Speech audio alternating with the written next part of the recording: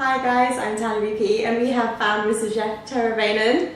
I'm going to call you Jeff, I think it sounds nicer. A lot easier too. Where's the Teravainen from? I was wondering. Finland. Finland, Yeah. is it? So you're part Finnish? Yeah, I'm Heinz 57 mud thing. It's what? Look at mud. All over the, what do you call it? Heinz 57, I guess we call it. Heinz 57, you're all sorts of varieties. Yeah. I love that. It's like a Baked Bean reference. So we wanted to chat about loads of stuff because you're literally like the sci-fi kind of king at the moment. You're on Expanse coming up, obviously Dark Matter, Lieutenant Anders, and you're in 12 Monkeys. Have you got like a sci-fi loyalty card or something? They should be like giving you Funko Pops or something like that. Yeah, I wish. Maybe get me into some more stuff too. Yeah. Yeah, absolutely. No, I've just been very lucky. I love the genre, so it's been good to me. I mean, to be fair though, I mean, we shoot so much stuff here in Toronto, where I'm from, so I just kind of got lucky on that sort of thing. And so, of all the shows that you're in at the moment, what are you most excited for your fans to see upcoming? Anybody who hasn't seen Dark Matter, third season, I'm really excited about that. I mean, I love most of the stuff I've got to do. It's been fun, but Anders is the character that seems to have resonated the most with people, and I love playing him, so... Yeah, they saved him, they brought him back. Yeah. Well, I loved him, certainly in the first season, and we were lucky enough to watch you filming in the premiere when you were lugging Anthony Lemke, aka 3, up the gravel. Yes. Yeah, that was an awesome scene. Is he heavy? Yes. Yeah. Because you had to do that, I think we lost count at like 8. How many times did you have to do that? That was a lot, and you know, I mean, you saw me, that was real sweat. You know, sometimes they'll spray you down and make you look like you're showing effort, but no, man, he's a big guy. He's built, so. Yeah, because that cast is pretty tall overall. Like, there's no one, apart from 5, there's like, everyone's pretty massive. Yeah. Definitely, yeah, him and Roger were the same height, but Roger's, yeah. The last time I saw him, he was looking like a real superhero. Yeah, he's been working out. Yeah. Well, all of you guys look good on that show, and I love the kind of role that you have in the sort of Six Anders relationship, and obviously he shot you, so it's been a bit rocky. Yeah. How are things like overall season 3? Would you say what's the overall feeling between Six and Anders? Well, spoiler if you haven't seen it yet, but no, they've seen it because we're going to talk about the finale. I'd say they're good. I mean, I think if you watch when Six sees his family again, it's pretty clear that Anders loves the guy. Like they're close. They were best friends, and I'd like to think it's mutual. Although I mean, there's always some tension. There was obviously he's probably wondering why Anders didn't even telegraph some stuff that he had a family or all these other issues. Yeah. And then I know there was a thing that was brought up about was there a traitor from the GA that sold him out? Right. But we don't know anything about that, including me. So yeah, because you kind of tend to go sometimes with a rogue agent sort of role. I mean, like Designated Survivor, you're kind of a Russian/CIA athlete / assassin or something. Olympic champion. Yeah. Olympic champion. But yeah, I get a lot of those roles, but I've been getting some other nicer, lovey type ones too lately. So I got to play a really good dad and the worst husband in the world on a movie called Perfect Soulmate recently. And is that the Hallmark movie? No, that was with Brooke Shields. That was cool too. That was awesome. I'm a Hallmark fan. That was great. I was another jerk in that movie as well. I play a lot of jerks. But you also play a lot of soldiers. Yeah. Well, I think again, it's like a casting thing. I'm 6'2", and it seems like, when you're coming up, if you're 6'2" or over, it's like you're a thug, you're a meathead, you're a hockey player, and it's just hard to get those other roles when you're smaller. I don't know. So what is the romantic role that you're doing coming up then? Well, the one that I could talk about was Perfect Soulmate, where there was, I don't want to say with romance, there was a lot of love scenes and stuff, so that was fun. There was a lot of me half naked in there. Yeah, some people might enjoy that. Just maybe. It was maybe. a little strange for me, actually. And I shot a movie, just a small thing, but it was Goliath. Goliath, yeah, with Jessica Sippo. So that was a lot of fun. Mm-hmm. Lucked out there. Was that your first bedroom scene in that one? That was my first. Yeah, I mean, that one's not a real hot and heavy thing, but it was just, you know. I'm not the kind of guy that walks around with my shirt off all the time, even at home. So it was just kind of funny to be on set in your underwear all day. And the worst of it was I had these boxers where every once in a while things would peek out, which was really, it happened twice. I thought I was going to die, you know, because you're sitting there on the bed and everybody's milling around getting the shot set up. You're like, oh, Jesus. So. No one told you? Yeah, so finally Dan, one of the guys, actually said, you're peeking.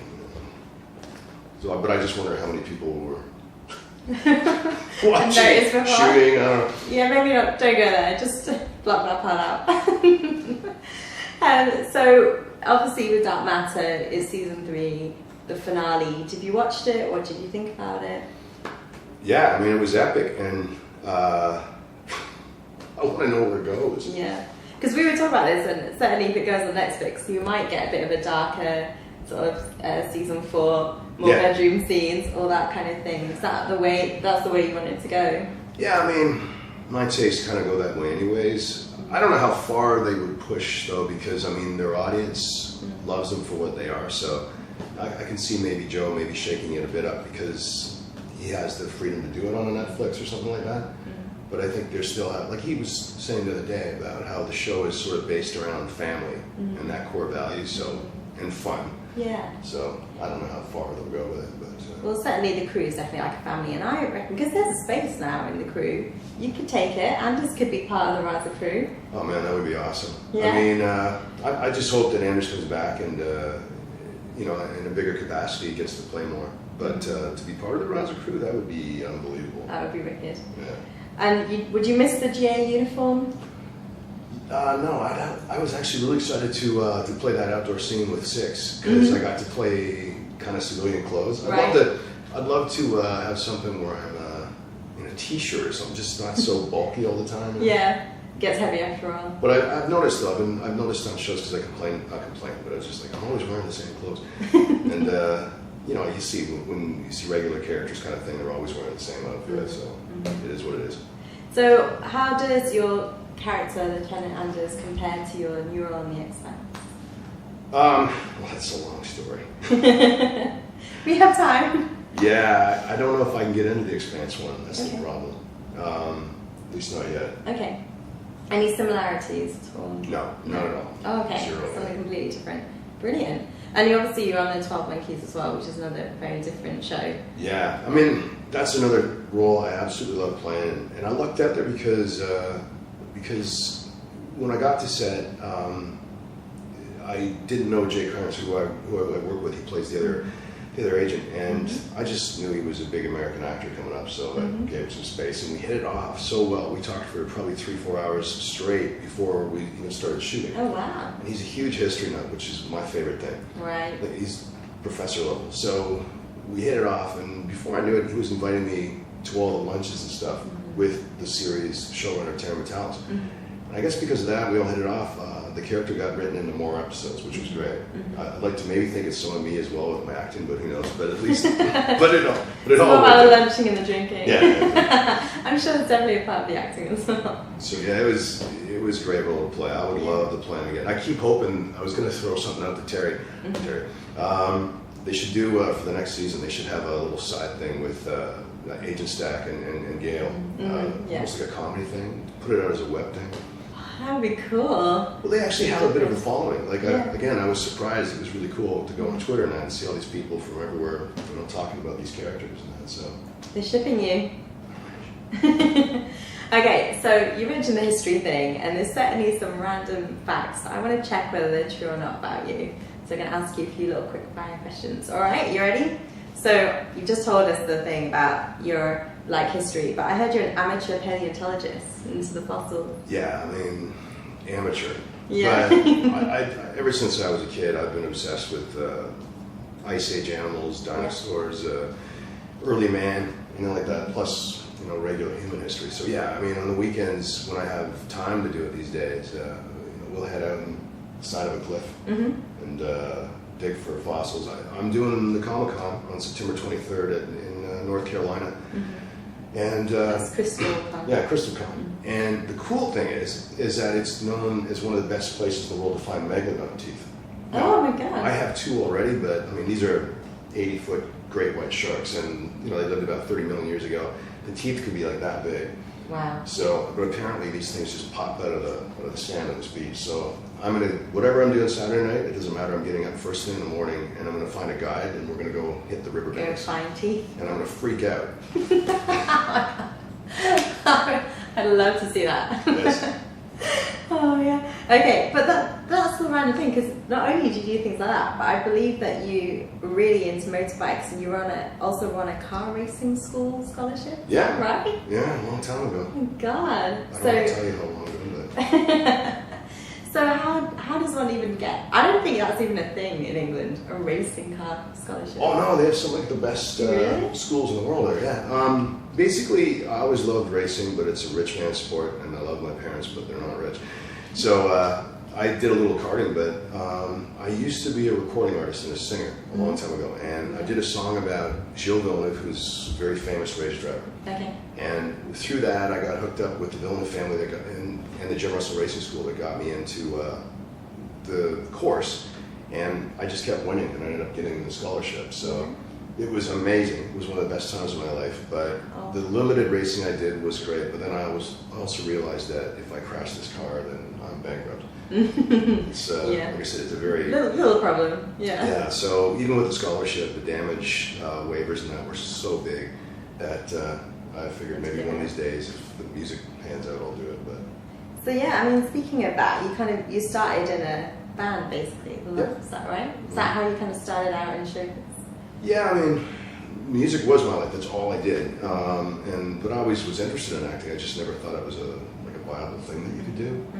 But our drummer's sister was a well-known actor here too, but it was like she was always perpetually broke, so that I don't want to do that. I'm already broke as a musician, so. Yeah. But I always hoped that it would, move that direction, as a lot of them do. So. So when did you start acting then? When did you make the transition? About 14 years ago, I started dabbling. I got scouted for modeling, which is a goofy thing, but it's funny. But it was a nice way to meet girls and make a little extra money. But I got a commercial, and I thought, man, I like this, and maybe I can do this. So I started taking courses and things like that, and just trying to enjoy it. Wow. So racing car driver, paleontologist, actor, model. What's next? Astronaut cowboy. Yeah, that's the plan. Actually, you know what I got to do? I got to admit, it's embarrassing. My favorite sport is motorcycle racing. Yeah. And I've been lucky enough to go to 3 MotoGP events now as a guest and stuff. It's incredible, and I don't ride a bike, so I'm gonna get my bike license sometime over the next 6 months. Fantastic. Yeah, I have to do it. It's embarrassing because you meet the people, they're like, "What do you ride, man?" I don't. It tends to be in my head. I ride this, the Harley, something. Yeah. Well, good luck with that. It's fantastic. Good luck with Expanse, 12 Monkeys. We're still hoping for Dark Matter and everything else. Brilliant. Thank you for talking to us. Thank you for having me. Yay.